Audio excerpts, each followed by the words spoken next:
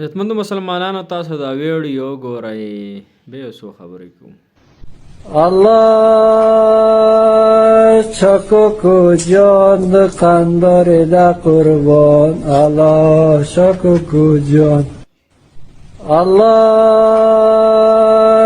شکوکو جان د قندار دا ویډیو هو تاسو کتله دا زمونږ حال دی.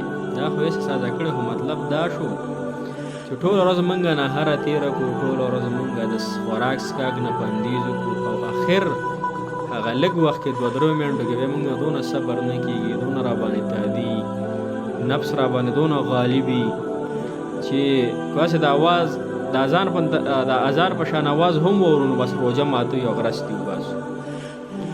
حالانکه چې کله صحیح ټایم داخل شي نو بیا روژه ماتول صحیح دي.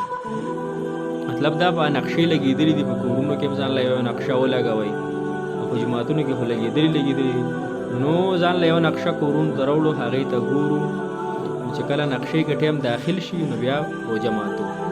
ځکه چې غروب افتاب دی او صبح صادق دی، نو په دې باندې روژه بندېږي او کولاویږي. اذان هم مطلب د مانځه دپاره کېږي، نو چې لږ صبر کوو، لږ د صبر نه کار اخلو. داسې نه چې ټوله ورځ مونږ په ناهاره تېره کړو او د هغه څیزونه الله جل شانه په توفیق سره بند شي او اخره کې بیا خپل ځانونه زمونږ روژه خراب شي. اخره کې بیا دونه صبر مونږ نه کوو چې روژه هم خراب شي.